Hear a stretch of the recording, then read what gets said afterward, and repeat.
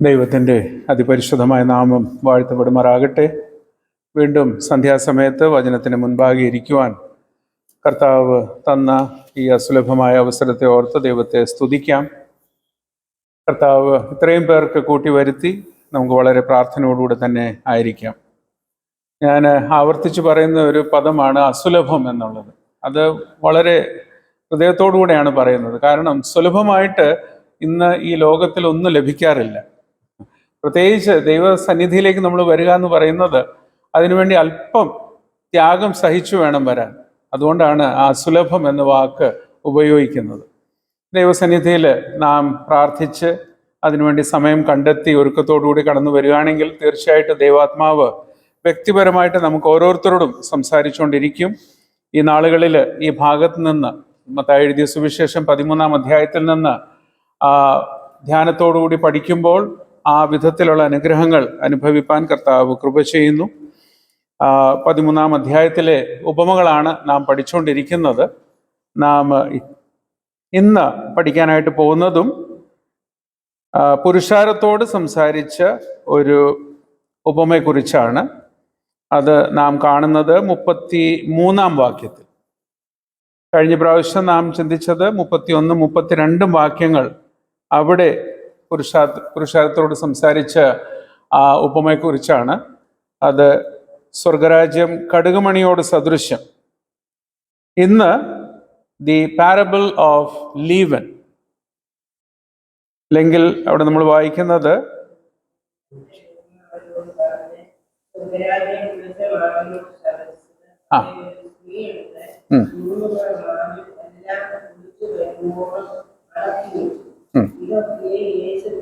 മതി 33-ാം വാക്യത്തിലേ ഉള്ളൂ ഉപമ.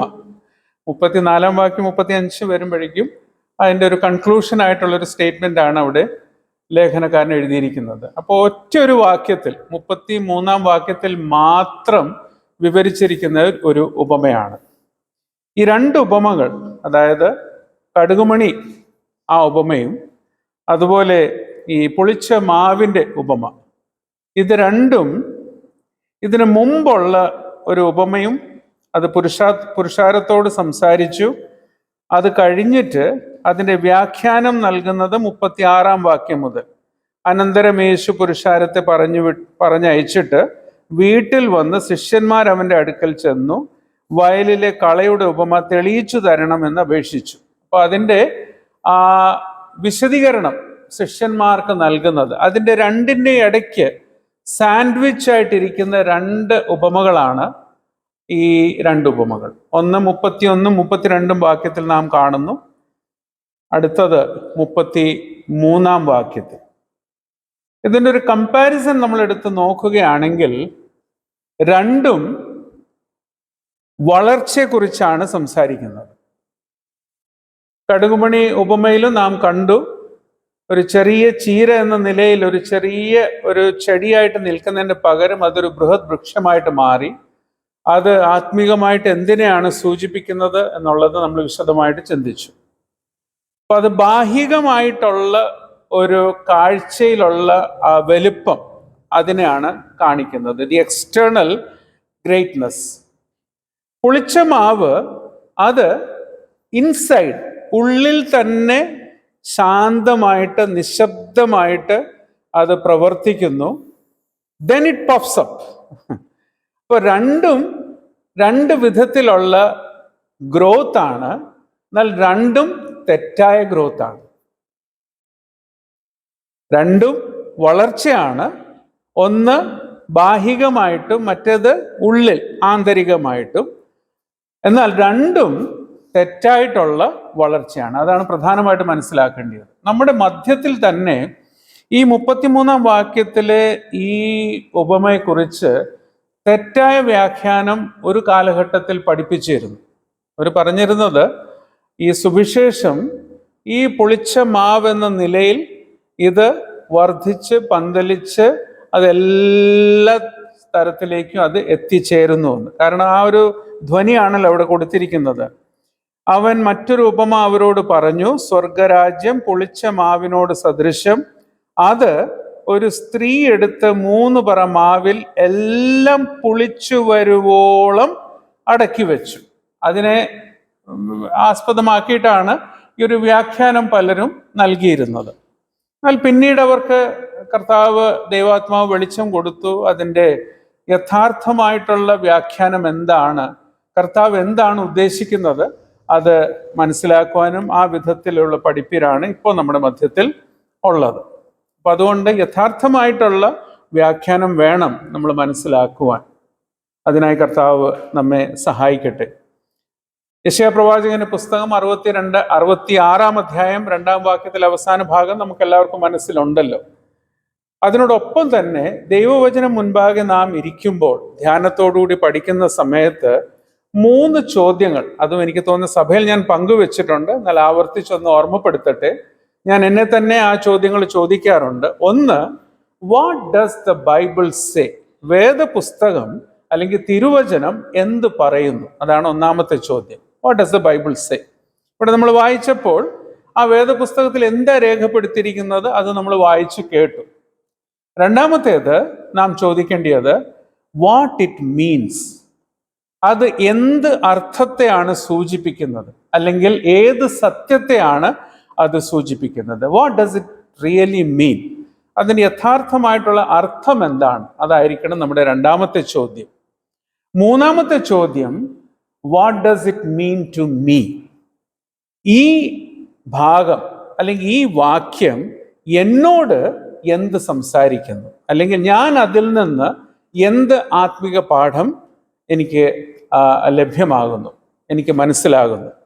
ഈ 3 ചോദ്യങ്ങൾ ദൈവവചനവുമായിട്ട് ഇരിക്കുമ്പോൾ ചോദിക്കാനായിട്ടും കർത്താവ് നമുക്ക് കൃപ നൽകട്ടെ. ഒന്ന്, വാട്ട് ദ ബൈബിൾ സേസ്. രണ്ടാമത്തേത്, വാട്ട് ഡസ് ഇറ്റ് മീൻ.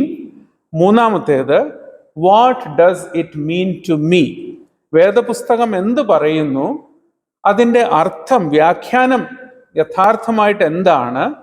മൂന്നാമത്തേത്, എന്നെ സംബന്ധിച്ച് ദൈവാത്മാവ് എന്നെ എന്ത് ആത്മിക പാഠമാണ് അതിൽ നിന്ന് പഠിപ്പിക്കുന്നത്? അപ്പോൾ ഇവിടെ ഈ ഭാഗത്ത് നിന്ന് നാം വ്യാഖ്യാനിച്ച് ചിന്തിക്കുമ്പോൾ പ്രധാനമായിട്ട് ഓർക്കേണ്ടത്, ഇത് ഒരു നല്ല വളർച്ചയല്ല, ഇത് ഒരു തിന്മയ്ക്കുള്ള വളർച്ചയാണ് എന്നുള്ളത് പ്രാരംഭത്തിൽ തന്നെ നമ്മുടെ മനസ്സിൽ ഓർക്കുക. അപ്പോൾ ഇവിടെ ഒരു സ്ത്രീയെ കുറിച്ച് നമ്മൾ കാണുന്നു, ഒന്ന്. രണ്ടാമത്തേത് വേറെന്തുവാ കാണുന്നത്? ഈസ്റ്റ് അല്ലെങ്കിൽ പുളിപ്പ്. ഓക്കെ. മൂന്നാമത്തേത് മാവ്. ആ മാവിലാന്നല്ലോ ഈ പുളിപ്പ് ഇളക്കിയിട്ട് അല്ലെങ്കിൽ ഈസ്റ്റ് ഇളക്കിയിട്ട് അത് വെച്ചത്. ആ മാവിനെ സംബന്ധിച്ച് പറയുമ്പോൾ അവിടെ ഒരു മെഷർമെന്റ് അവിടെ പറയുന്നുണ്ട്. ഓക്കെ, എത്ര പറ? 3 പറ മാവിൽ ആണ് അത് എല്ലാം പുളിച്ചു വരുവോളം അത് അടക്കി വെച്ചു. ഇതിനെല്ലാം ആത്മിക വ്യാഖ്യാനമുണ്ട്. അത് വിശദമായിട്ട് ചിന്തിപ്പാൻ നമുക്ക് വളരെ പ്രാർത്ഥനയോടുകൂടെ തന്നെ ആയിരിക്കാം.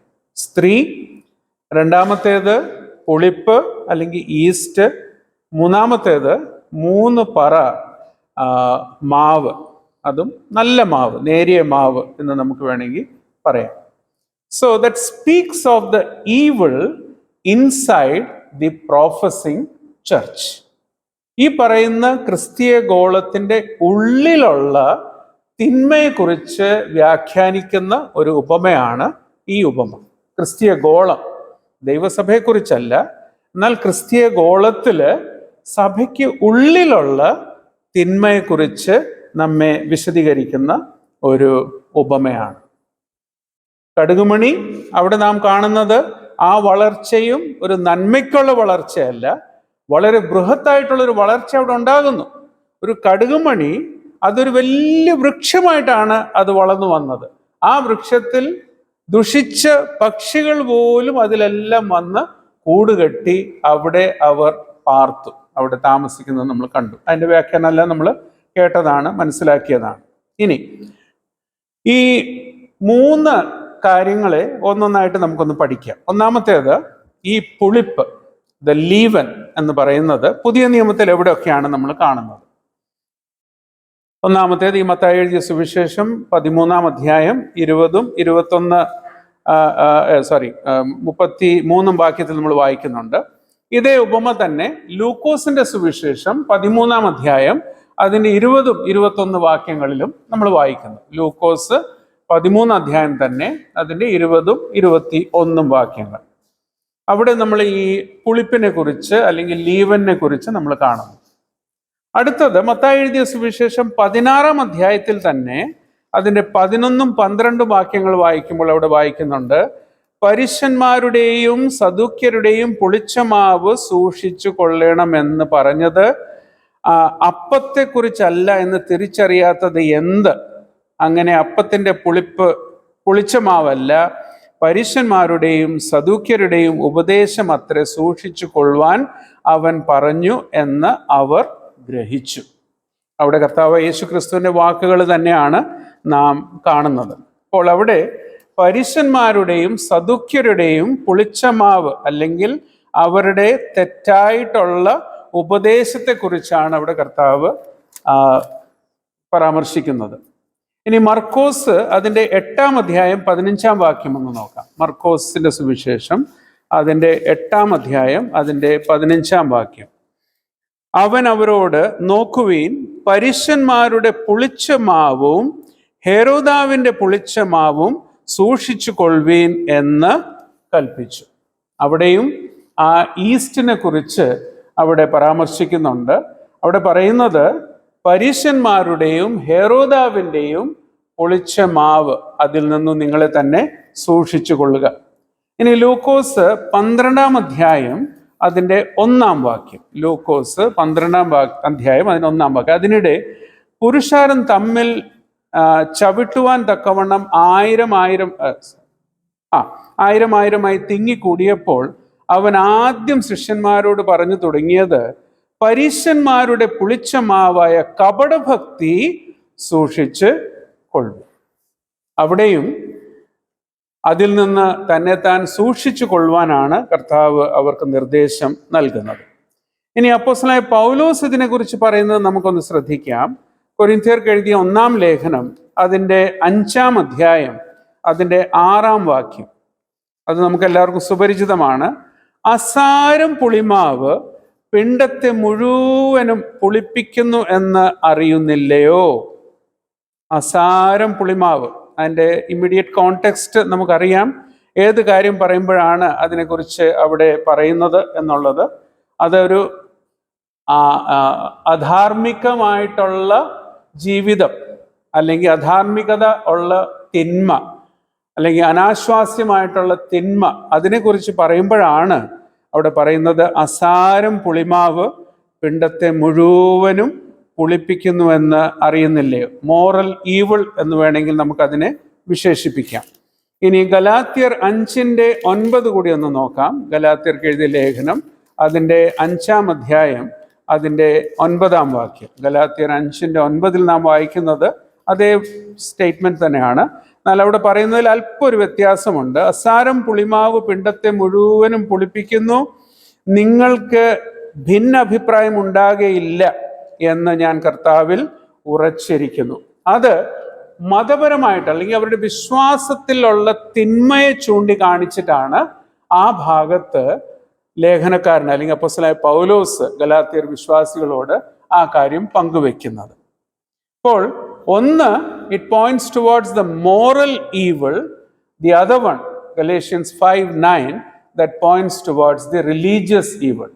അധാർമിക തിന്മയും അതുപോലെ മതപരമായിട്ട് അല്ലെങ്കിൽ വിശ്വാസത്തിലുള്ള തിന്മയും സൂചിപ്പിക്കുന്ന 2 വാക്യങ്ങളാണ്. 1 കൊരിന്ത്യർ 5:9, പിന്നെ ഗലാത്യർ 5:6, ഗലാത്യർ 5:9. അവിടെ എല്ലാം പുളിച്ച മാവിനെ കുറിച്ച് അവിടെ പറയുമ്പോൾ എല്ലാം അതിൽ നിന്നു നിങ്ങളെ തന്നെ സൂക്ഷിച്ചു കൊള്ളുവീൻ എന്നാണ് പറയുന്നത്. അതിൻ്റെ അർത്ഥം അത് നന്മയ്ക്കുള്ളൊരു വിഷയമല്ല, തിന്മയെ സൂചിപ്പിക്കുന്ന ഒരു വിഷയമാണ്. So leaven always speaks about the sin that grows silently. അത് പാപത്തെയും തിന്മയും നിശബ്ദമായിട്ട് വളർന്നു വരുന്ന സൂചിപ്പിക്കുന്ന ഒരു വിഷയമാണ്.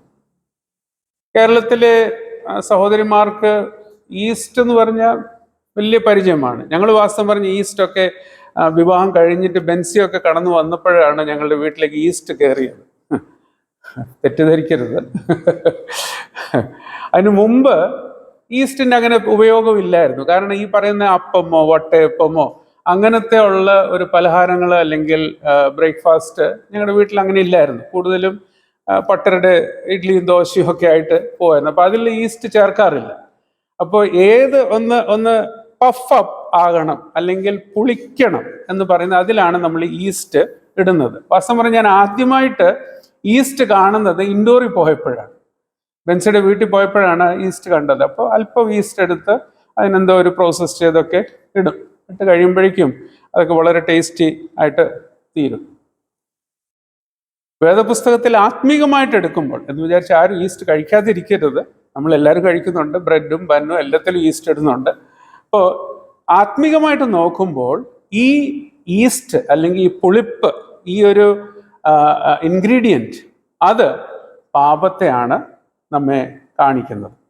അപ്പോൾ ഇവിടെ ആദ്യമായിട്ട് നമ്മൾ മനസ്സിലാക്കേണ്ടത് ഈ സ്ത്രീ ആരാണെന്നുള്ളതും, രണ്ടാമത്തേത് ഈ സ്ത്രീ ഒളിപ്പിച്ച് വെക്കുന്നത് എന്തെന്നുള്ളതും, മൂന്നാമത്തേത് ഈ 3 പറ മാവ് അതെന്തിനെ സൂചിപ്പിക്കുന്നതും നാം അല്പം കൂടി വ്യക്തമായിട്ട് മനസ്സിലാക്കണം. അതിന് മുൻപായിട്ട് പഴയ നിയമത്തിൽ ഈ പുളിപ്പിനെ കുറിച്ച് അല്ലെങ്കിൽ ഈ ലീവനെ കുറിച്ച് എവിടെയൊക്കെയാണ്, സ്വല്പ ഭാഗങ്ങൾ മാത്രം നമുക്കൊന്ന് എടുത്തു നോക്കാം, എവിടെയൊക്കെയാണ് പരാമർശിച്ചിരിക്കുന്നത്. പ്രധാനമായിട്ട് നമ്മൾ കാണുന്നത് പുറപ്പാട് പുസ്തകം അതിൻ്റെ 12-ാം അധ്യായവും 13-ാം അധ്യായം. അവിടെ പെസഹ ആചരിപ്പാൻ വേണ്ടി കർത്താവ് അവർക്ക് നിർദ്ദേശം നൽകുന്നു. ആ പെസഹ ആചരിക്കുന്ന സമയത്ത് അവരോട് പറയുന്നത് എന്താണ്? പ്രധാനമായിട്ട് പറയുന്നത്, അപ്പം ചുടുമ്പോൾ അതിൽ പുളിപ്പ് പാടില്ല. പുളിപ്പില്ലാത്ത അപ്പം വേണം അവിടെ ഒരുക്കുവാൻ വേണ്ടി. പുളിപ്പില്ലാത്ത അപ്പം. അതിനുശേഷം അത് 11-ഉം 12-ഉം ആ ഭാഗങ്ങൾ നമ്മളത് കാണുന്നുണ്ട്. 13-ാം അധ്യായത്തിലേക്ക് വരുമ്പോൾ നമ്മൾ എന്താ വായിക്കുന്നത്? 13-ാം അധ്യായത്തിലെ 3-ാം വാക്യം വന്നത്. 13-ാം അധ്യായത്തിലെ 3-ാം വാക്യം പുറപ്പാട്. ആ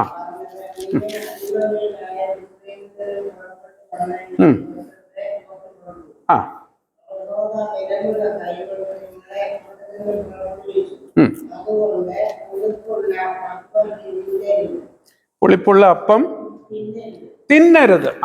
പുളിപ്പുള്ള അപ്പം തിന്നരുത്. അത് പ്രത്യേകമായിട്ട് കർത്താവ് അവർക്ക് നൽകിയ ഒരു കൽപ്പനയാണ്.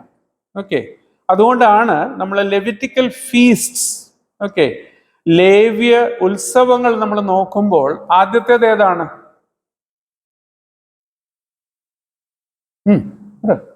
7 ഉത്സവങ്ങളാണ്. ഒരു ക്ലൂ ഞാൻ പറഞ്ഞു. അതിൽ ഒന്നാമത്തേതാണ് പെസഹ. ഓക്കെ, അത് എത്ര ദിവസം ആചരിക്കണം? 1 ദിവസം. ഓക്കെ, മിസ്രൈം എന്ന അടിമ വീട്ടിൽ നിന്ന് അവരെ വിടുവിച്ചു. അതിനെ കൊമമറേറ്റ് ചെയ്യുന്നതാണ് പെസഹ. രണ്ടാമത്തേതാണ് പുളിപ്പില്ലാത്ത അപ്പത്തിൻ്റെ പെരുന്നാൾ. അത് എത്ര ദിവസമാണ്? അത് 7 ദിവസം ആചരിക്കണം. ഓക്കെ, അപ്പോൾ 7 ദിവസം ആചരിക്കേണ്ടിയ 2 ഉത്സവങ്ങളിൽ ഒന്നാമത്തേതാണ് പുളിപ്പില്ലാത്ത അപ്പത്തിൻ്റെ പെരുന്നാൾ. അപ്പോൾ ആദ്യം പെസഹ, അത് കഴിഞ്ഞിട്ട് the feast of the unleavened bread. മൂന്നാമത്തേതാണ് the feast of first fruits, ആദ്യഫല ഉത്സവം. അതിൻ്റെ അടുത്തതാണ് പെന്റിക്കോസ്റ്റ്. ഓക്കെ, അതിൻ്റെ അടുത്തതാണ് ഫീസ്റ്റ് ഓഫ് ട്രംപറ്റ്സ്, കാഹളനാദോത്സവം. അതിൻ്റെ അടുത്തതാണ് ദ ഡേ ഓഫ് അറ്റോൺമെന്റ്. അതിൻ്റെ അടുത്തതാണ് ദ ഫീസ്റ്റ് ഓഫ് ടാബർനാക്കിൾസ്, കൂടാര പെരുന്നാൾ എന്ന ഉത്സവം. ഇത് പിന്നീട് ലേവ്യ പുസ്തകം ഒന്ന് വായിച്ചാൽ മതി, പ്രത്യേകിച്ച് 23-ാം അധ്യായം. അവിടെ ഈ ഉത്സവങ്ങളെ കുറിച്ച് നമുക്കെല്ലാം കാണാം. അപ്പൊ അതിൽ ഈ 7 ഉത്സവങ്ങളിൽ 2 ഉത്സവങ്ങളാണ് 7 ദിവസം ആചരിക്കുന്നത്.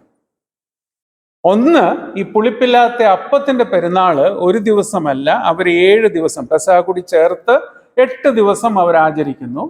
കൂടാര പെരുന്നാളും അതുപോലെ തന്നെ 7 ദിവസം ആചരിക്കുന്നു. ബാക്കി എല്ലാം ഉത്സവങ്ങൾ ഓരോ ദിവസമായിട്ടാണ്. പിന്നെ വേറൊരു പ്രത്യേകത നമ്മൾ കാണുന്നത്, ഈ പഴയ നിയമത്തിൽ നമ്മൾ ലേവ്യ പുസ്തകത്തിലേക്ക് വരുമ്പോൾ അതിൻ്റെ 2-ാം അധ്യായത്തിൽ, ആദ്യത്തെ അധ്യായത്തിൽ ഹനനയാഗത്തെക്കുറിച്ച് പറയുന്നു. 2-ാം അധ്യായത്തിലേക്ക് വരുമ്പോൾ അവിടെ ഭോജനയാഗത്തെക്കുറിച്ച് പറയുന്നുണ്ട്. ആ ഭോജനയാഗത്തിലും അവിടെ മാവുണ്ട്, എണ്ണയുണ്ട്, പിന്നെ കുന്തിരക്കമുണ്ട്. ഫ്രാങ്കിൻസൻസ്, ഓയിൽ ആൻഡ് ഫ്ലോർ.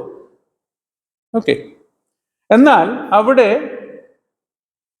ഹണി അല്ലെങ്കിൽ തേൻ അവിടെ ഇല്ല, ഒന്ന്. രണ്ടാമത്തേത്, അവിടെ പുളിപ്പ് അവിടെ ഇല്ല, വിത്തൗട്ട് ലീവൻ.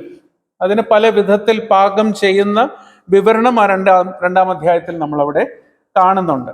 അപ്പോൾ ഭോജനയാഗം അർപ്പിക്കുന്ന സമയത്ത് അതിലും അവർ പുളിപ്പ് ആ മാവിൽ മിക്സ് ചെയ്യുന്നില്ല. അൺലീവൻഡ് ആയിട്ട് തന്നെയാണ് പല പാത്രത്തിൽ അത് കുക്ക് ചെയ്യുന്നു. അത് 2-ാം അധ്യായം വാസ്തവം പറഞ്ഞാൽ വളരെ അനുഗ്രഹീതമായ ഒരു അധ്യായമാണ്. ഈ ഭോജനയാഗത്തില് മറ്റ് യാഗം മൃഗമായിട്ടൊന്നും അർപ്പിക്കുന്നില്ല. അപ്പോൾ അത് കർത്താവായ യേശു ക്രിസ്തുവിൻ്റെ ആ കഷ്ടാനുഭവത്തെയും തൻ്റെ വിശുദ്ധി ജീവിതത്തെയും വിവരിക്കുന്ന ഒരു യാഗാർപ്പണമാണ് ഈ ഭോജനയാഗം എന്ന് പറയുന്നത്. അത് തന്നെ നമ്മളൊന്ന് പഠനം ആക്കിയെടുക്കുകയാണെങ്കിൽ വളരെ അനുഗ്രഹീതമായ ചിന്തകൾ അതിൽ നിന്ന് നമുക്ക് ലഭിക്കുവാനായിട്ട് സാധിക്കും. കർത്താവ് അതിനായി അവസരങ്ങൾ നൽകട്ടെ. അപ്പോൾ ഈ ഭാഗത്ത് പ്രധാനമായിട്ട് നാം കാണുന്നത്, ഇവിടെ പുളിപ്പ് നമ്മെ പഠിപ്പിക്കുന്നത് അല്ലെങ്കിൽ പുളിപ്പ് നമ്മെ നിർദ്ദേശിക്കുന്നത് അത് പാപത്തെ സൂചിപ്പിക്കുന്ന വിഷയമാണ്. അത് വർജിത വിഷയമായിട്ട് തന്നെ നമ്മൾ കണക്കെടുക്കണം. വേദപുസ്തകത്തിൽ വളരെ ഗോഡ്ലി ആയിട്ടുള്ള അല്ലെങ്കിൽ ദൈവഭക്തയായിട്ടുള്ള വനിതകളെ കുറിച്ച് ധാരാളം നാം കാണുന്നുണ്ട്. പഴയ നിയമത്തിലും നാം കാണുന്നു, പുതിയ നിയമത്തിലും നമ്മൾ കാണുന്നു. അപ്പം നമ്മുടെ സഹോദരിമാരുടെ മീറ്റിങ്ങിൽ അവർ ഓരോ ക്യാരക്ടർ, വനിത കഥാപാത്രങ്ങളെ കുറിച്ച് ഒരു പഠനമാണ് അവർ ആരംഭിച്ചിരിക്കുന്നത്. കഴിഞ്ഞ ആഴ്ച ഹവായെക്കുറിച്ചാണ് അവർ പഠിക്കാനായിട്ട് ആരംഭിച്ചത്. അങ്ങനെ തുടർന്ന് വരുന്ന ആഴ്ചകളിൽ അവർ പഠിക്കുന്നതായിരിക്കും. അപ്പോൾ വേദപുസ്തകത്തിൽ പ്രാരംഭ പുസ്തകം മുതൽ തന്നെ നമ്മൾ നോക്കുമ്പോൾ പഴയ നിയമത്തിലും പുതിയ നിയമത്തിലും ധാരാളം ദൈവത്തിൽ ആശ്രയിക്കുന്ന ദൈവഭക്തിയായിട്ടുള്ള വനിതകളെ അല്ലെങ്കിൽ അതുപോലെ ഉള്ള സഹോദരിമാരെ നമുക്ക് കാണാം. യോക്കേബേദിനെ കുറിച്ച് എത്രയോ അനുഗ്രഹീതമായ ആത്മീയ പാഠങ്ങളാണ് കർത്താവ് നമ്മെ പഠിപ്പിക്കുന്നത്. രൂത്തിനെ കുറിച്ച് പറയേണ്ട ആവശ്യമില്ല, എത്രയോ ആത്മീയ പാഠങ്ങൾ രൂത്തിന്റെ ജീവിതത്തിൽ നമ്മൾ പഠിക്കുന്നു. മനോഹ അല്ലെങ്കിൽ ഷിംഷോന്റെ മാതാവായ മനോഹയുടെ ഭാര്യ, ആ സഹോദരിയെക്കുറിച്ച് നല്ല സാക്ഷ്യങ്ങൾ മാത്രമേ പറയാനായിട്ടുള്ളൂ. ഹന്നയെക്കുറിച്ച് ആ പേര് തന്നെ നമ്മൾ കേൾക്കുമ്പോൾ അനുഗ്രഹം പകരുന്ന ഒരു നാമം തന്നെയാണ്. അബിഗൈൽ, അതുപോലെ തന്നെ സദൃശവാക്യം 31-ാം അധ്യായത്തില് വിവരിച്ചിരിക്കുന്ന ആ സ്ത്രീക്ക് ഒരു പേരവിടെ കൊടുത്തിട്ടില്ല. എന്നാൽ ആ സ്ത്രീയെക്കുറിച്ച് നമ്മളിവിടെ വായിക്കുമ്പോൾ എത്രയോ അനുഗ്രഹീതമായ ഒരു കഥാപാത്രമാണ്. അതുപോലെ മറിയ, മാർത്ത, കർത്താവ് യേശു ക്രിസ്തുവിനെ ജനനം നൽകിയ മറിയ, അതുപോലെ തന്നെ മേരി മഗ്ദലക്കാരത്തി മറിയ, അതുപോലെ തന്നെ ഡോർക്കാസ് അല്ലെങ്കിൽ നമ്മൾ തബിഥ എന്ന് കാണുന്ന ആ സഹോദരിയെക്കുറിച്ച്, അതുപോലെ തന്നെ ഫേബ, അതുപോലെ തന്നെ യോഹന്നാന്റെ ലേഖനത്തിൽ വിവരിച്ചിരിക്കുന്ന സഹോദരിയെക്കുറിച്ച്, ഇതെല്ലാം അവരുടെ ഓരോ ജീവിതം നമ്മളെടുത്ത് പഠിക്കുമ്പോൾ നമുക്കെല്ലാവർക്കും, വെറും സഹോദരിമാർക്ക് മാത്രമല്ല, സഹോദരന്മാർക്കും ദൈവമക്കൾ എല്ലാവർക്കും ആത്മികമായ പാഠങ്ങൾ അവരുടെ ജീവിതത്തിൽ നിന്ന് നമുക്ക് ലഭിക്കുവാനായിട്ട് സാധിക്കും. എന്നാൽ അതുപോലെ തന്നെ നെഗറ്റീവായിട്ട് യാതൊരു ആത്മീയത ഇല്ലാത്ത, ദൈവമായിട്ടുള്ള ബന്ധമില്ലാത്ത സ്ത്രീകളെ കുറിച്ചും വേദപുസ്തകത്തിൽ നാം കാണുന്നു. അങ്ങനെയുള്ളൊരു സ്ത്രീയെ കുറിച്ചാണ് ഇവിടെയും പറഞ്ഞിരിക്കുന്നത്. പേരൊന്നും രേഖപ്പെടുത്തിയിട്ടില്ല, സ്ത്രീ ചെയ്ത ഒരു പ്രവൃത്തിയെക്കുറിച്ച് നമ്മൾ കാണുന്നുള്ളൂ. യെസബേലിനെ കുറിച്ച് നമ്മൾ വായിക്കുന്നു പഴയ നിയമത്തിൽ. പുതിയ നിയമത്തിലും യെസബേലിനെ കുറിച്ച് നമ്മൾ കാണുന്നുണ്ട്. എവിടെയാണ്? വെളിപ്പാട് പുസ്തകത്തില് ത്വേത്തിര സഭയ്ക്ക് എഴുതുമ്പോൾ അവിടെ ഒരു വ്യഭിചാരിണിയായിട്ടുള്ള ഒരു യെസബേലിനെ കുറിച്ച് അവിടെ പറയുന്നുണ്ട്. അഥാലിയയെ കുറിച്ച് നമ്മൾ വായിക്കുന്നു. സദൃശവാക്യം 7-ാം അധ്യായത്തിൽ ഒരു സ്ത്രീയെക്കുറിച്ച് അല്ലെങ്കിൽ ഒരു വ്യഭിചാരിണിയെ കുറിച്ച് അവിടെ വിവരിച്ച് പറയുന്നുണ്ട്. അത് മാത്രമല്ല, വെളിപ്പാട് പുസ്തകം 17-ാം അധ്യായത്തിലേക്ക് വരുമ്പോൾ സകല വ്യഭിചാരിണിമാരുടെ അവരുടെ ഒരു മുഖ്യ ഒരു വ്യഭിചാരിണിയായിട്ട് അവിടെ ഒരു സ്ത്രീയെയും അവിടെ വിവരിച്ച് പറയുന്നുണ്ട്. അത് ദൈവവുമായിട്ടോ ദൈവികമായിട്ടുള്ള യാതൊരു കാര്യമില്ലാത്ത സ്ത്രീകളെ കുറിച്ചാണ് ആ ഭാഗങ്ങളിലെല്ലാം നാം കാണുന്നത്. ഈ 3 പറ, ഇനി അതിലേക്ക് നമുക്കൊന്ന് വരാം. 3 പറ അവിടെ പ്രത്യേകമായിട്ട് രേഖപ്പെടുത്തിയിരിക്കുന്നത്, ആ സ്ത്രീ 3 പറ മാവിലാണ് ഈ പൊളിച്ച് മാവ് ചേർത്ത് വെച്ചത്, അല്ലെങ്കിൽ ഈസ്റ്റ് അതിലേക്ക് ചേർത്തത്. 3 പറ എന്ന് പറയുന്നു. ഇംഗ്ലീഷിൽ നമ്മൾ വായിക്കുമ്പോൾ അവിടെ വായിക്കുന്നത് എങ്ങനെയാണ്? 3 മെഷേഴ്സ്. അതിന് എബ്രായ ഭാഷയിൽ അതിനെ രേഖപ്പെടുത്തിയിരിക്കുന്നത്, ഗ്രീക്കിലും രേഖപ്പെടുത്തിയിരിക്കുന്നത് സിയെ എന്ന് പറഞ്ഞൊരു വാക്കാണ്.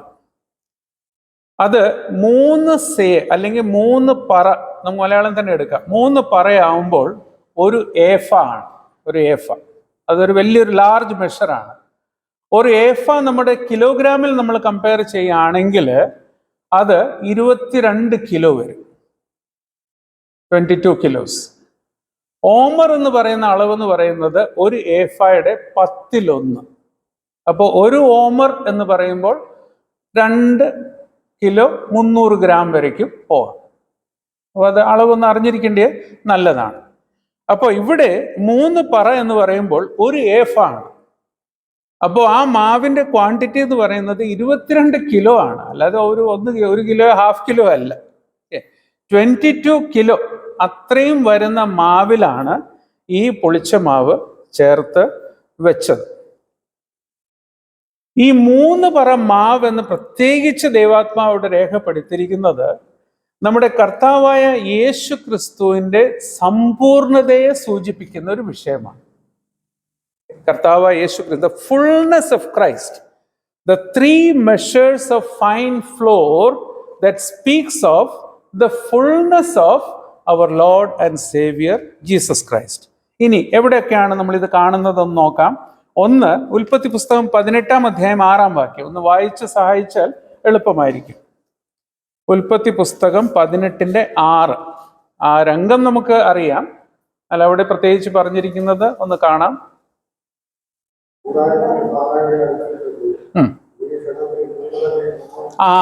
3 ഇടങ്ങഴി എന്ന് അവിടെ പറയുന്നുണ്ട്. എന്നാൽ അവിടെയും ആ മെഷറാണ് പറഞ്ഞിരിക്കുന്നത്. 3 ഇടങ്ങഴി മാവും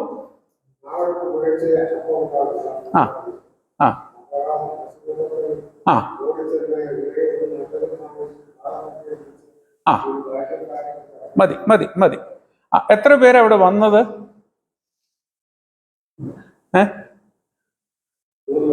3 പേര്. ആരൊക്കെ? പിതാവും പുത്രനും പരിശുദ്ധാത്മാവെന്ന് പറയരുത് കേട്ടോ. ദൂതന്മാർ 2 പേര്. പിന്നെ കർത്താവായ യേശു ക്രിസ്തു ഒരാണ് വന്നത്. അപ്പോ 3 പറ മാവ് എടുത്തിട്ടാണ് അവിടെ കൊടുത്തത്. പിന്നെ ആ ക്ടാവിൻ്റെ എത്ര കിലോ ഇറച്ചി കിട്ടിയെന്ന് അവിടെ വിവരിച്ച് പറയുന്നില്ല. എന്നാലും നല്ലത് എടുത്തിട്ടാണ് കൊടുത്തതെന്ന് പറയും. അപ്പം അതിന് തമാശയായിട്ട് എടുക്കാവൂ. ഒരു ദേവദാസൻ ആ ഭാഗം എടുത്ത് സംസാരിക്കുന്ന സമയത്ത് അദ്ദേഹം പറഞ്ഞു, അങ്ങനെ അബ്രഹാം ചെയ്തതുകൊണ്ടാണ് അവർക്ക് മരുപ്രയാണ സമയത്ത് അവർക്ക് മന്ന അളന്നു കൊടുത്തത്, എന്നാൽ കാട ഇഷ്ടം പോലെ കൊടുത്തു. കാടപക്ഷിക്ക് ഒരു അളവും ഇല്ലായിരുന്നു, എത്ര വേണമെങ്കിൽ അവർക്ക് പറക്കിയെടുക്കാം. എന്നാൽ മന്ന ഒരു സമയമുണ്ട്, അതിനനുസരിച്ച് പറക്കിയെടുക്കണം. ആ സമയം കഴിഞ്ഞാൽ പിന്നെ പോയി, അത് വെക്കാനും പാടില്ല. ഇതൊരു അലിഗോറിക്കൽ ഒരു ഇന്റർപ്രിട്ടേഷൻ ആണ്, അതിലേക്ക് നമ്മൾ പ്രവേശിക്കുന്നില്ല. അപ്പോൾ അവിടെ 3 പറ മാവ് എടുത്ത് കൊടുത്തു എന്ന് നമ്മൾ കാണുന്നുണ്ട്. ഇനി ന്യായാധിപന്മാരുടെ പുസ്തകം 6-ാം അധ്യായം അതിന്റെ 19-ാം വാക്യം, ജഡ്ജസ് 6:19.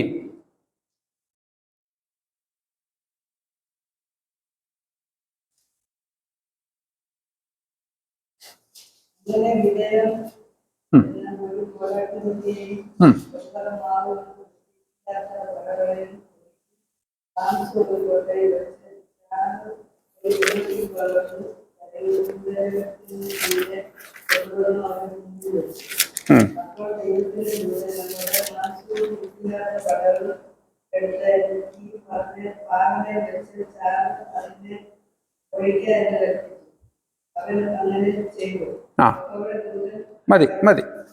നമ്മൾ ആ 19-ാം വാക്യത്തിൽ ആ മെഷർമെന്റ് ഒന്ന് പറയാൻ വേണ്ടിയായിരുന്നു. അടുത്തത് 1 ശമൂവേൽ 1:24. 1 ശമൂവേൽ അതിൻ്റെ 1:24, 1-ാം അധ്യായത്തിലെ 24-ാം വാക്യം.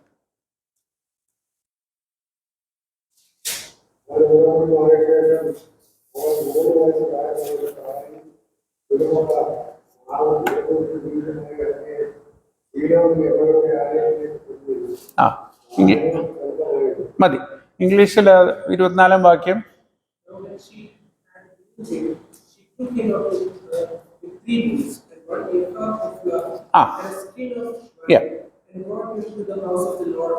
മതി. ഇനി മറ്റേതും കൂടി ഒന്ന് വായിച്ചാൽ, ന്യായാധിപന്മാരുടെ പുസ്തകം 6-ാം അധ്യായം അതിന്റെ 19-ാം വാക്യം ഇംഗ്ലീഷിൽ.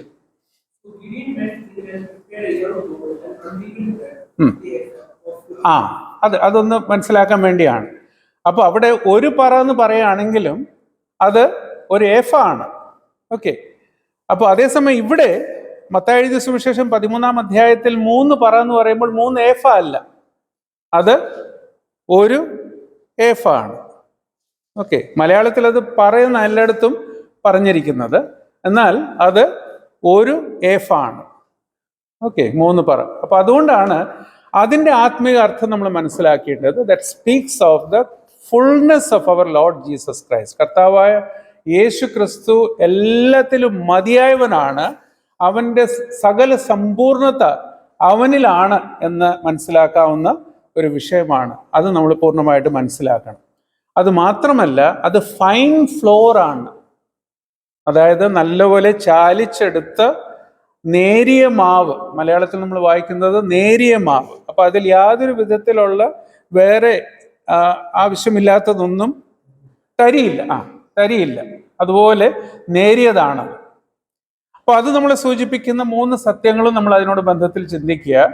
നമ്മുടെ കർത്താവിൻ്റെ പൂർണ്ണ വിശുദ്ധി അത് പൗലോസ് പറയുന്നുണ്ട്, പത്രോസ് പറയുന്നുണ്ട്, യോഹന്നാൻ പറയുന്നുണ്ട്. ആ വാക്യങ്ങൾ നമുക്ക് സുപരിചിതമാണ്. ഞാൻ റെഫറൻസ് ഒന്ന് പറഞ്ഞിട്ട് മുൻപോട്ട് പോകാം. 2 കൊരിന്ത്യർ 5:21, 1 യോഹന്നാൻ 3:5, 1 പത്രോസ് അതിൻ്റെ 2-ാം അധ്യായത്തിൽ 22-ാം വാക്യത്തിലും നാം കാണുന്നുണ്ട്. He knew no sin, he did no sin, in him there was no sin. അതെന്തുകൊണ്ടാണ് ഞാൻ എടുത്തു പറഞ്ഞത്? ഈ നാളുകളിൽ ബ്രദറൻ സഭയിലല്ല, എന്നാൽ പുതിയ നിയമസഭകളിൽ ദുരുപദേശങ്ങൾ പ്രവേശിക്കുന്നത് റാമ്പന്റ് ആയിരിക്കുകയാണ്. അതിലൊരു ദുരുപദേശം ഈ ദിവസങ്ങളുള്ള പഠിപ്പീരാണ്, കർത്താവായ യേശു ക്രിസ്തുവിനെ പാപം ചെയ്യാമായിരുന്നു, എന്നാൽ കർത്താവ് ചെയ്തില്ല. ഓക്കെ, അങ്ങനെ ഒരു പഠിപ്പീര്. അത് പഠിത്തം കൂടിയതാണോ എന്താണോ നമുക്ക് അറിഞ്ഞുകൂടാ. എന്നാൽ അങ്ങനെ ഒരു ദുരുപദേശം വിശ്വാസികളുടെ, ബ്രദറൻ അല്ല, വിശ്വാസികളുടെ മധ്യത്തിൽ കയറി വരുന്നു. ബ്രദറൻ വിശ്വാസികൾ അതിൽ വിശ്വസിക്കുന്നുണ്ടോ എനിക്ക് അറിഞ്ഞുകൂടാ. എന്നാൽ ആ വിധത്തിലുള്ള ദുരുപദേശങ്ങൾ അറിയാതെ തന്നെ കടന്നുകൂടുന്നു. നമ്മൾ പ്രത്യേകമായിട്ട് ഓർക്കേണ്ടത് ഹീ ന്യൂ നോ സിൻ. അവൻ ആ വാക്യം വേണമെങ്കിൽ ഒന്ന് പെട്ടെന്ന് വായിക്കാം, ഓരോരുത്തരൊന്ന് എടുത്താൽ മതി. 2 കൊരിന്ത്യർ 5:21, പിന്നെ 1 യോഹന്നാൻ 3:5, 1 പത്രോസ് 2:22. 2 കൊരിന്ത്യർ 5:21, 1 യോഹന്നാൻ 3:5, 1 പത്രോസ് 2:22.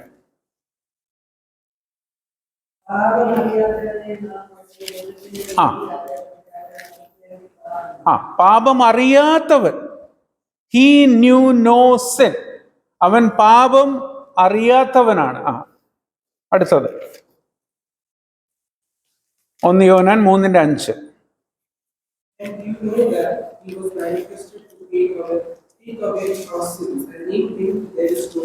In him there is no sin. അവനിൽ പാപമില്ല. ഇനി 1 പത്രോസ് 2:22. He did no sin. അവൻ പാപം ഒന്നും ചെയ്തില്ല. അപ്പോൾ അതുകൊണ്ട് ഈ 3 പറ എന്ന് പറയുന്നത് കർത്താവിൻ്റെ ആ സമ്പൂർണത അതിനെ വിശേഷിപ്പിക്കുന്ന ഒരു സത്യമാണ്. അതിലാണ് ഈ സ്ത്രീ എന്ത് ചെയ്തു? പുളിപ്പ് ചേർത്തു. അപ്പൊ ആ സ്ത്രീ ഏതിനെയാ സൂചിപ്പിക്കുന്നത്, ആരെയാ സൂചിപ്പിക്കുന്നത്? ഞാൻ പറയാതെ തന്നെ നിങ്ങൾക്ക് മനസ്സിലായി കാണും. അതിലേക്ക് നാം പ്രവേശിക്കുന്നില്ല. ഇതിനോടനുബന്ധിച്ച് ഒരു വാക്യം നമുക്കൊന്ന് നോക്കാം. എബ്രായർ 4:15 വാക്യം, 4-ാം അധ്യായത്തിലെ 15 വാക്യം. നമുക്കുള്ള മഹാപുരോഹിതൻ നമ്മുടെ ബലഹീനതകളിൽ സഹതാപം കാണിപ്പാൻ കഴിയാത്തവനല്ല, പാപമൊഴികെ സർവത്തിലും നമുക്ക് തുല്യമായി പരീക്ഷിക്കപ്പെട്ടവൻ അത്രേ നമുക്കുള്ളത്. അതുകൊണ്ട് കരുണ ലഭിപ്പാനും തൽസമയത്ത് സഹായത്തിനായുള്ള കൃപ പ്രാപിപ്പാനുമായി നാം ധൈര്യത്തോടെ കൃപാസനത്തിന് അടുത്ത് ചെല്ലും. അപ്പോൾ വളരെ നേരിയ മാവ് ആ പൂർണ്ണതയിലായിരിക്കുന്നതിൽ പുളിപ്പ് ചേർത്തൊരു സ്ഥിതിയിലുള്ള ഉള്ളിൽ നിന്നുള്ളൊരു വളർച്ചയാണ് നാം ഈ ക്രിസ്തീയ ഗോളത്തിൽ കാണുന്നത്, പ്രത്യേകിച്ച് കത്തോലിക്ക. അതുകൊണ്ടാണ് ആ സ്ത്രീ എന്ന് പറഞ്ഞപ്പോൾ ഞാൻ പറഞ്ഞത് നിങ്ങൾക്ക് മനസ്സിലായി കാണും എന്നുള്ളത്. അവരുടെ സഭകളും അവരുടെ ദൈവാലയങ്ങളും അതിൻ്റെ പിൻ ബന്ധം പിടിച്ചിട്ടാണല്ലോ മറ്റേ യാക്കോബായും ഓർത്തഡോക്സും ഒരു പരിധിവരെയും മർത്തോമായും അതിലേക്ക് ഇപ്പോൾ പോയി. അതിലേക്ക് പ്രവേശിക്കാതെ നിൽക്കുന്നത് CSI എപ്പിസ്കോപ്പൽ സഭകളിൽ CSIയും പിന്നെ ഇവാഞ്ചലിക്കൽ അവർ മാത്രമാണ് രക്ഷയിൽ മാത്രം ആശ്രയിച്ച് ഇരിക്കുന്നത്. എന്നാൽ മറ്റെല്ലാം ഈ പറയുന്ന വിധത്തിലുള്ള പുളിപ്പ് ചേർത്തുള്ള വലിയൊരു വളർച്ച സംഭവിച്ച ഒരു സ്ഥിതിയിൽ അവരായിരിക്കുന്നു.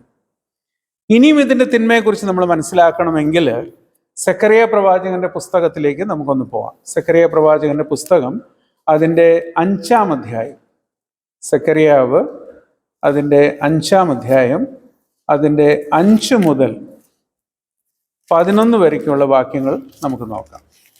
സെക്കറിയാവ് 5-ാം അധ്യായം അതിൻ്റെ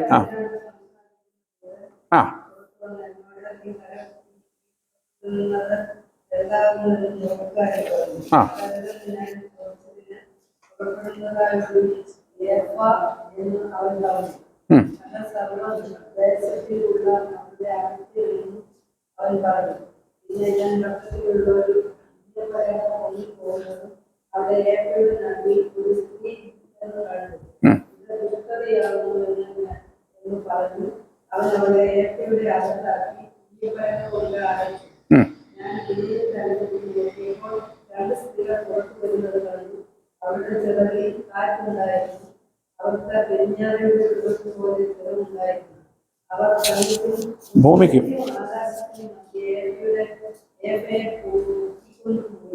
എന്നോട് സംസാരിക്കുന്ന ദൂതനോട് അവർ വേട്ടയെ എഴുന്നേറ്റ് കൊണ്ടുപോകുമെന്ന് ഞാൻ ചോദിച്ചു. അതിന് അവൻ ശിലാദേശത്ത് അവർ അവൾക്ക് ഒരു വീട് പണിയാൻ പോകുന്നു, അത് തിരുന്നാൽ അവളെ സ്വസ്ഥാനത്ത് പാർപ്പിക്കും എന്ന് എന്നോട് പറഞ്ഞു. ഇതും പ്രവചന വാക്കുകളാണ്. സെക്കറിയ പ്രവാചകന് ലഭിച്ച ദർശനങ്ങളിൽ ഒരു ദർശനമാണ് അവിടെ നമ്മൾ കാണുന്നത്. അവിടെ ഏഫ എന്ന് പറയുന്നത് ഒരു ഏഫ അളക്കുവാനായിട്ടുള്ള പാത്രമാണ്. ഓക്കെ, അപ്പോൾ ആ ഏഫ അളക്കുന്ന പാത്രത്തിൽ അവിടെ സ്ഥിതി എന്ന് പറയുന്നത് അതിൻ്റെ അകത്ത് നേരിയ മാവില്ല. ആ പാത്രത്തിൻ്റെ ഉള്ളിൽ കയറി ഇരിക്കുന്നത് ആരാ? അവിടെ നമ്മൾ വായിക്കുന്നത് എന്താണ്?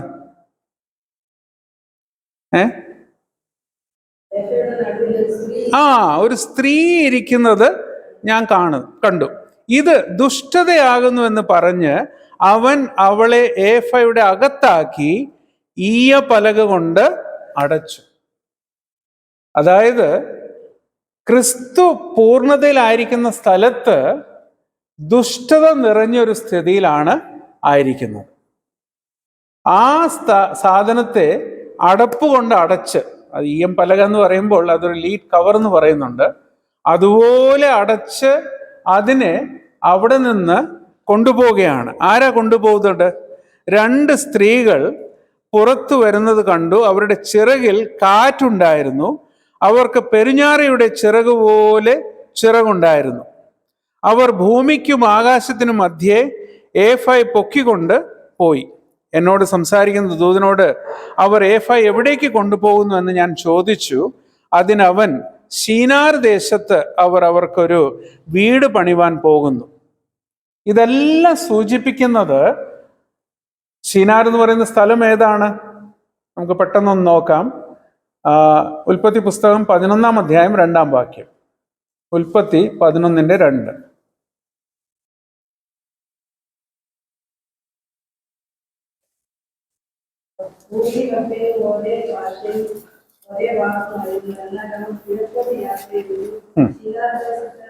മതി.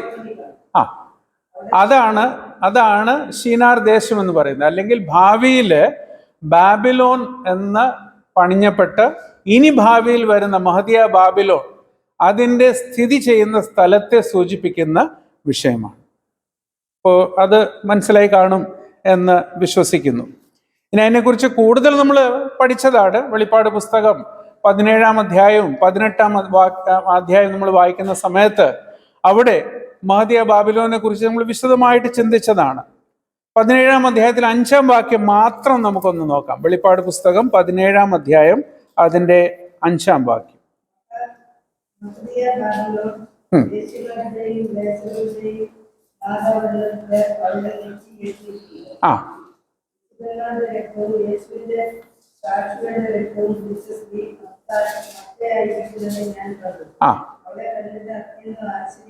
മതി. അപ്പോൾ ഇത് ഭാവിയിൽ ഇത് വളർന്നു വന്ന് എവിടെയാണ് അതിൻ്റെ അവസാനം വരുന്നത്, അത് നാം കാണുന്നത് വെളിപ്പാട് പുസ്തകം 17-ാം അധ്യായം 18-ാം അധ്യായത്തിലാണ്. എന്നാൽ 19-ാം അധ്യായത്തിലേക്ക് പ്രവേശിക്കുന്ന സമയത്ത് അനുഗ്രഹീതമായ വിഷയങ്ങളാണല്ലോ നമ്മളവിടെ കാണുന്നത്. വെളിപ്പാട് പുസ്തകം 19-ാം അധ്യായം അതിൻ്റെ 16-ാം വാക്യം അവിടെ വായിക്കുമ്പോൾ നമ്മളിവിടെ വായിക്കുന്നത് 19-ാം അധ്യായം അതിൻ്റെ 16-ാം വാക്യത്തിൽ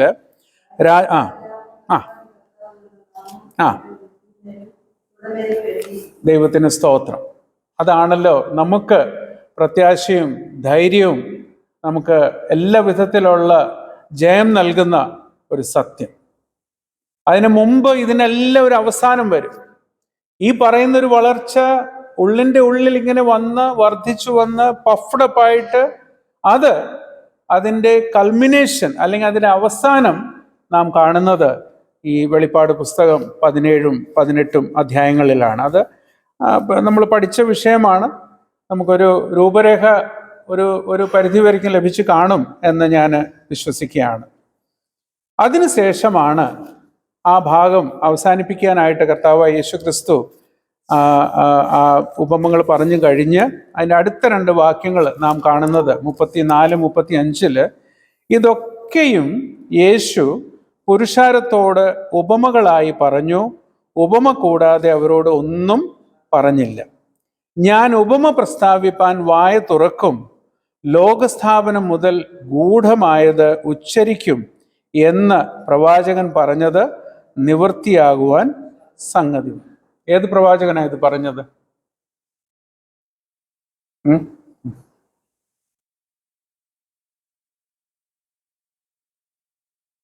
സങ്കീർത്തനം 78-ാം അധ്യായം അതിൻ്റെ 2-ാം വാക്യം. സങ്കീർത്തനം 78 അതിൻ്റെ 2-ാം വാക്യം.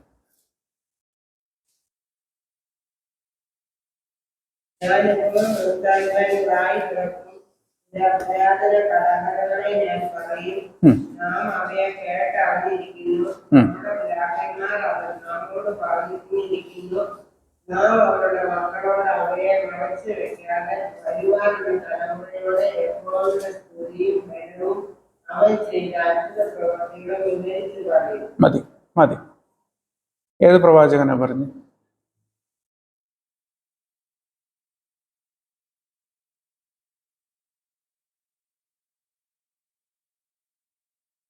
പറയൂ. അതിൽ തന്നെ ഉണ്ട്, തുടക്കത്തിലുണ്ട്. ആസാഫ് പ്രവാചകൻ. ഓക്കെ, ആസാഫാണ് ആ പ്രവാചകൻ. ആസാഫ് സംഗീതം രചിക്കുന്നതിനോടൊപ്പം തന്നെ പ്രവചനാത്മാവിലും ചില കാര്യങ്ങൾ പറയുന്നുണ്ട്. തലമുറയോട് നമ്മൾ സത്യവചനം പഠിപ്പിക്കുക. മക്കൾ എത്രയോ പ്രധാനപ്പെട്ട ഒരു സത്യമാണ്. അടുത്ത തലമുറയോട് നമ്മൾ അറിഞ്ഞിരിക്കുന്ന സത്യം അവരെ പഠിപ്പിക്കുക. മക്കള് കൊച്ചുമക്കള്, വരുന്ന തലമുറ, കുഞ്ഞുങ്ങള് അമ്മയുടെ വയറ്റിലുള്ളപ്പോൾ തന്നെ അവർക്ക് ആ സമയത്ത് തന്നെ വേദപുസ്തകം വായിക്കുക അല്ലെങ്കിൽ അത് ശ്രവിക്കുക ചെയ്യുമ്പോൾ ഈ വയറ്റിലുള്ള കുഞ്ഞിൻ്റെ ജീവിതത്തിലും അത് പ്രവർത്തിക്കും, അതൊരു പ്രഭാവമുണ്ടാക്കുമെന്ന് വിശ്വസിക്കുന്നവരുണ്ട്. വ്യക്തിപരമായിട്ട് ഞാൻ അതിനെ അടിച്ചുറപ്പിച്ചൊന്നും പറയുന്നില്ല, എന്നാൽ അതിന് തീർച്ചയായിട്ടും അതിൻ്റെ വിലയുണ്ട്. കുഞ്ഞുങ്ങൾ ജനിച്ചു കഴിയുമ്പോൾ തന്നെ അവർക്ക് നല്ല ആത്മീക പാഠങ്ങൾ തന്നെ കേൾപ്പിച്ച് വളർത്തുമ്പോൾ അവരതിൽ നിന്ന് ഒരിക്കലും വിട്ടു പോവുകയില്ല. ബാല്യത്തിൽ തന്നെ ഈ കാര്യങ്ങൾ പഠിപ്പിക്കുക, അടുത്ത തലമുറയോട് സത്യങ്ങൾ മനസ്സിലാക്കി കൊടുക്കുക, വ്യാഖ്യാനിച്ചു കൊടുക്കുക. വെറും വായനയല്ല. രക്ഷിക്കപ്പെട്ട സ്നാനപ്പെട്ട യുവതലമുറ സഭയിൽ വരുന്ന സമയത്ത് നമ്മൾ പറയും, എഴുന്നേറ്റ് എന്തെങ്കിലും ഒരു സങ്കീർത്തനം ഒന്ന് വായിച്ചാൽ മതി, അല്ല ഒന്ന് 2 വാക്കൊന്ന് സ്തോത്രം ചെയ്താൽ മതി. അതല്ല, അവരോട് പ്രത്യേകമായിട്ട് പറയുക, ഈ ഒരു പദവിയിലേക്ക് രാജകീയ പുരോഹിത വർഗമാക്കിയിട്ട് ഈ ഒരു പദവിയിലേക്ക് കർത്താവ് ഉയർത്തിയിരിക്കുന്നത് അധരഫലം കണ്ട് ദൈവത്തെ സ്തുതി കരയേറ്റുക, അതിനുവേണ്ടി ഒരുക്കത്തോടുകൂടി വരണം. അവിടെ വന്നിട്ട് ഒരു മജീഷ്യൻ പറയുന്ന പോലെ ഏതെങ്കിലും ഭാഗം തുറന്നത് അവിടെ വായിക്കുന്നതല്ല.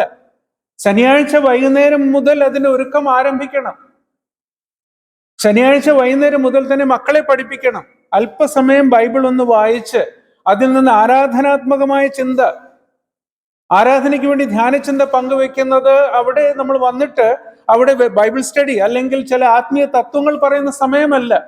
അവിടെ നമ്മുടെ ലക്ഷ്യം ഒന്ന് മാത്രം, പുത്രനെ ഉയർത്തുക. ഈ സത്യം യുവതലമുറയോട് പറഞ്ഞ് മനസ്സിലാക്കി വേണം അവരോട് പറയേണ്ടത്. ഏത് സങ്കീർത്തനം വായിക്കണം, ഏത് ഭാഗത്ത് നിന്ന് സംസാരിക്കണം, അത് പടിപടിയായിട്ട് പഠിപ്പിച്ചാൽ മാത്രമേ അതിൻ്റെ മഹാത്മ്യം മനസ്സിലാക്കി അവർ ആ കാര്യം ചെയ്യത്തുള്ളൂ. ഇവിടെ തന്നെ നമ്മൾ കണ്ടിട്ടുണ്ട്, ബൈബിൾ ഇൻസ്റ്റിറ്റ്യൂട്ടിലെ കുട്ടികളൊക്കെ വന്ന് അറിവില്ലായ്മയിൽ, അല്ലാതെ അവരുടെ തെറ്റല്ല, അറിവില്ലായ്മയിൽ വന്ന് ചെയ്തു പോകുന്ന തെറ്റുകൾ. സ്തോത്രം അർപ്പിക്കുന്ന സമയത്ത് തന്നെ പ്രാർത്ഥന രൂപേണ അപേക്ഷിക്കുന്ന സ്വരം, നമ്മുടെ വാക്കുകൾ നമ്മൾ ശ്രദ്ധിക്കേണ്ട ആവശ്യമില്ലേ? ഈ 2 ഉപമകൾ നമ്മൾ പഠിച്ചു. ഈ 2 ഉപമകൾ പഠിച്ചപ്പോൾ നമുക്ക് മനസ്സിലായി കാണും, ഇത് നമ്മളെ ബാധിക്കുന്ന വിഷയമല്ല എന്നൊരു ചിന്ത ചിലപ്പോൾ നമ്മുടെ മനസ്സിന് വരും. എന്നാൽ ഓർക്കുക, നമ്മുടെ സഭകളിലും ദുരുപദേശം പ്രവേശിക്കരുത്. അപ്പോൾ ദുരുപദേശം ഉള്ളത് അതെങ്ങനെ നമ്മൾ മനസ്സിലാക്കും?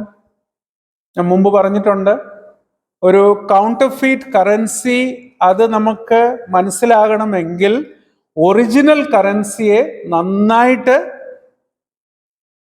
അത് സെലക്ട് ചെയ്യുവാൻ അല്ലെങ്കിൽ അതിനെ ഐഡന്റിഫൈ ചെയ്യാനായിട്ടുള്ള കഴിവ് നമുക്കുണ്ടായിരിക്കണം. എന്നാൽ മാത്രമേ ഇത് ഒറിജിനൽ ആണ്, ഇത് ഡ്യൂപ്ലിക്കേറ്റ് ആണ് എന്ന് നമുക്ക് പറയാനായിട്ട് പറ്റത്തുള്ളൂ. അതുകൊണ്ട് ആ വിധത്തിൽ ദൈവവചനം അത് സിസ്റ്റമാറ്റിക്കലി പഠിക്കുക, യഥാർത്ഥമായിട്ട് അതിൻ്റെ വ്യാഖ്യാനം പങ്കുവെക്കുക. ഏതെങ്കിലും ഒരു വ്യാഖ്യാനം കേട്ടിട്ട് അത് സത്യമാണ് എന്നെടുക്കരുത്. അതിൻ്റെ ഏറ്റവും യഥാർത്ഥമായിട്ടുള്ള അർത്ഥം എന്താണ് എന്ന് മനസ്സിലാക്കിയിട്ട് വേണം അത് വ്യാഖ്യാനിക്കുക. അതുകൊണ്ട് ഈ 2 ഉപമകൾ, കടുകുമണിയുടെ ഉപമയും അതുപോലെ പുളിച്ച മാവിൻ്റെ ഉപമയും, ഇത് രണ്ടും നമ്മെ സൂചിപ്പിക്കുന്നത് ക്രിസ്തീയ ഗോളത്തിൽ പ്രവേശിച്ചിരിക്കുന്ന തിന്മയാണ്. വീണ്ടും മത്തായി എഴുതിയ സുവിശേഷം 16-ാം അധ്യായം, മർക്കോസ് 8, ലൂക്കോസ് 12 എന്നീ ഭാഗങ്ങളിൽ കർത്താവ് യേശുക്രിസ്തു പ്രത്യേകമായിട്ട് അവിടെ പറയുന്നത് പരീശന്മാരുടെയും സദൂക്യരുടെയും പുളിച്ച മാവിൽ നിന്ന് നിങ്ങളെ തന്നെ സൂക്ഷിച്ചുകൊള്ളുവേ. പരീശന്മാരിൽ നിന്നും ഹെരോദാവിൻ്റെയും പുളിച്ച മാവിൽ നിന്ന് നിങ്ങളെ സൂക്ഷിച്ചുകൊള്ളുവേ. പരീശന്മാരും അവരുടെ കപടത്തിൽ നിന്നുള്ള ആ പുളിച്ച മാവിൽ നിന്നും നിങ്ങളെ സൂക്ഷിച്ചുകൊള്ളും. അത് നമുക്കൊരു മുന്നറിയിപ്പായിരിക്കട്ടെ. ആ വിധത്തിലുള്ള ഒരു പരീക്ഷ രീതി, ഒരു സദൂക്യരുടെ ഉള്ള ഒരു പ്രാക്ടീസ് നമ്മുടെ ആത്മീയ ജീവിതത്തിൽ പ്രവേശിക്കരുത്. എന്തിനാണ് ഞാൻ പരീക്ഷമാരെന്ന് പറഞ്ഞത്? നമ്മൾ ചില റുട്ടീൻഡായിട്ട് ചില കാര്യങ്ങൾ ചെയ്യുന്നു, അതല്ല. നമ്മുടെ ഓരോ കാര്യങ്ങളും ദൈവവചന പ്രകാരം ദൈവത്തോടുള്ള നമ്മുടെ സ്നേഹവും സമർപ്പണവും ഭക്തിയും അതിൻ്റെ ഒരു ബാഹ്യ പ്രകടനം ആയിരിക്കണം. നമ്മുടെ ഹൃദയത്തിൽ യാതൊരു വിധത്തിലുള്ളൊരു പുളിപ്പ് ഒരിക്കലും ഉണ്ടാകരുത്. പൗലോസ് ഇതിനെക്കുറിച്ച് 1 കൊരിന്ത്യർ 5-ാം അധ്യായം 6-ാം വാക്യത്തിലും ഗലാത്യർ 5:9 പറയുമ്പോൾ അവിടെ 2 കാര്യങ്ങളാണ് നാം മനസ്സിലാക്കുന്നത്, വിശ്വാസികളെ നമ്മൾ മനസ്സിലാക്കുന്നത്. ഒന്ന്, നാം ജഡീകന്മാർ ആകരുത്. രണ്ടാമത്തേത്, ദുരുപദേശത്തിൽ നിന്ന് നമ്മെ തന്നെ സൂക്ഷിച്ചു കൊള്ളുക. നാം ജഡീകന്മാരാകരുത്. പ്രാകൃതർ ആയിരുന്നു, ഇന്ന് നാം കർത്താവിൻ്റെ മക്കളാണ്. കർത്താവിൻ്റെ മക്കളായിട്ട് ജഡികന്മാരുടെ പോലെ നാം ഒരിക്കലും ബിഹേവ് ചെയ്യരുത്. Let us not be like a carnal man. There should not be any carnality, any false doctrine in our lives. ഞാൻ കഴിഞ്ഞ വെള്ളിയാഴ്ച നമ്മുടെ പാറശാലയിലുള്ള ജെഹോവ നിസ്സി AG ചർച്ച് വെള്ളിയാഴ്ച അവർക്കൊരു സർവീസ് ഉണ്ട്. ഞായറാഴ്ച അവർക്ക് 3 സർവീസാണുള്ളത്. രാവിലെ 8 മണി മുതൽ ആരംഭിക്കും, തമിഴ്, ഇംഗ്ലീഷ്, മലയാളം. ഈ വെള്ളിയാഴ്ച ദിവസവും 4ാമത്തെ സർവീസ്. അതുകൂടാതെ കളയിക്കവിള എന്ന് പറയുന്ന തമിഴ്നാടും കേരളവും അതിൻ്റെ ബോർഡറിലും അവർക്കൊരു ചർച്ചാണ്. വെള്ളിയാഴ്ച ദിവസം തന്നെ ആ സഭാ ഹാളിൽ ഏകദേശം 1500 പേര്. ഒന്ന് ഗൂഗിൾ ചെയ്ത് നോക്കിയാൽ മതി, ജെഹോവ നിസ്സി AG ചർച്ച്. അതിൻ്റെ വലിപ്പവും അതിൻ്റെ ആൾക്കാരിരിക്കേണ്ട കാര്യങ്ങളും ഇതും അതും എല്ലാം. വളരെ ചെറിയ രീതിയിൽ ആരംഭിച്ചൊരു സഭയാണ്. ആക്ടിവിറ്റീസ് ധാരാളമുണ്ട്. എന്നാൽ ഈ പറയുന്ന പോലെ ഒരു ഗ്രോത്ത് ആണ്. അതാണ് ഞാൻ പറയാൻ ഉദ്ദേശിച്ചത്. It's a big growth, huge growth. പക്ഷെ എന്തെങ്കിലും ഒരു അടിസ്ഥാനമുണ്ടോ? നമ്മൾ ജഡ്ജ് ചെയ്യാൻ ആരുമല്ല, കർത്താവ് അറിയുന്നു. എന്നാൽ നമ്മൾ സ്വല്പമായിട്ട് ചെറിയ കൂട്ടമേ എന്ന് പറഞ്ഞിട്ട് നമ്മുടെ ജീവിതം തന്നെ നമ്മൾ നോക്കുക. ഈ വിധത്തിലുള്ള എന്തെങ്കിലും പുളിപ്പ് നമ്മുടെ ജീവിതത്തിൽ പ്രവേശിച്ചിട്ടുണ്ടോ? ഏതെങ്കിലും വിധത്തിലുള്ള ജഡസ്വഭാവം, ഏതെങ്കിലും വിധത്തിലുള്ള ഒരു ദുരുപദേശം നമ്മുടെ ജീവിതത്തിൽ കടന്നുകൂടിയിട്ടുണ്ടോ? അത് നമ്മൾ അനുവദിക്കരുത്. ദൈവവചനം യഥാർത്ഥമായി മനസ്സിലാക്കുന്ന ഒരു കൂട്ടം നമ്മളാണ്. അതിൽ സന്തോഷിച്ചായിരിക്കുക. കർത്താവ് നമ്മെ സഹായിക്കട്ടെ. ഞാൻ ഈ 13-ാം അധ്യായത്തിലെ 33-ാം വാക്യം, അത് ന്യൂ ലിവിങ് ട്രാൻസ്ലേഷൻ ഒന്ന് വായിച്ച് ഞാൻ ഇരിക്കാനായിട്ട് ആഗ്രഹിക്കുന്നു. ദ കിങ്ഡം ഓഫ് ഹെവൻ, പ്രത്യേകിച്ച് ആരോൺ ശ്രദ്ധിച്ച് കേൾക്കുക. The kingdom of heaven is like the yeast, a woman use to making bread. Even though she put only a little yeast in 3 measures of flour, it permeated every part of the dough. അത് അല്പമേ ഉള്ളൂ, എന്നാൽ അത് എല്ലാ സ്ഥലത്തേക്കും അത് പരന്നു. It puffed up. കർത്താവ് ആ ഒരു ദുഷ്ടതയിൽ നിന്നും നമ്മളെ കാത്തു സൂക്ഷിച്ചിരിക്കുന്നു. നമ്മുടെ മുൻ തലമുറയിലെ പിതാക്കന്മാർ കാണിച്ച മാതൃക അനുസരിച്ച് ദൈവവചനത്തിൽ മാത്രം ആശ്രയിച്ച് നമ്മളായിരിക്കുന്നു. അതിന് ഇടത്തോട്ടോ വലത്തോട്ടോ തിരിയാതെ ആ സത്യത്തിലായിരിക്കാൻ കർത്താവ് നമ്മെ സഹായിക്കട്ടെ. ഇനി 3 ഉപമകൾ കൂടിയാണുള്ളത്. അത് വരുന്ന ആഴ്ചകളിൽ ഒരു ക്ലാസ്സിൽ അല്ലെങ്കിൽ 2 ക്ലാസ്സിൽ തന്നെ നമുക്കത് പൂർത്തീകരിക്കാം. ഇന്നത്തെ ദിവസത്തിൻ്റെ പ്രത്യേകത എന്താണെന്നറിയാമോ? വേൾഡ് ഹാപ്പിനെസ് ഡേ, ലോക സന്തോഷ ദിനമാണ്. 2012 മുതൽ ആരംഭിച്ച ഒരു മൂവ്മെൻ്റാണ്. ഹാപ്പിനെസ് ഇൻഡെക്സും ഉണ്ട്. ഹാപ്പിനെസ് ഇൻഡെക്സിൽ 1ാമത് ആയിരിക്കുന്ന രാജ്യം ഫിൻലൻഡാണ്. ഞാനിത് വായിച്ച് മനസ്സിലാക്കിയതാണ്. ഫിൻലൻഡാണ് 1ാമത്തേത്. They are very happy. ഇന്ത്യയുടെ സ്ഥാനം ഞാൻ തിരക്കി വന്നപ്പോൾ, കഴിഞ്ഞ വർഷം തിരക്കിയതാണ്, അത് 118-ലാണ് കിടക്കുന്നത്. നമ്മളെക്കാട്ടിലും കുറച്ച് നല്ല ഇൻഡെക്സിലുള്ളത് പാകിസ്ഥാൻ. എന്നാൽ ദൈവമക്കളായ നമുക്ക് എന്നും, ഇന്ന് മാത്രമല്ല എന്നും സന്തോഷത്തിൻ്റെ ദിനം തന്നെയാണ്. Rejoice in the Lord always, again I say rejoice. അതുകൊണ്ട് ഈ സത്യത്തിൽ സന്തോഷിച്ച് ഒരു ദിവസം കഴിപ്പാൻ കർത്താവ് നമ്മെ സഹായിക്കട്ടെ. കർത്താവിൻ്റെ വിലയേറിയ നാമം മാത്രം മഹത്വപ്പെടുമാറാകട്ടെ. ആമേൻ.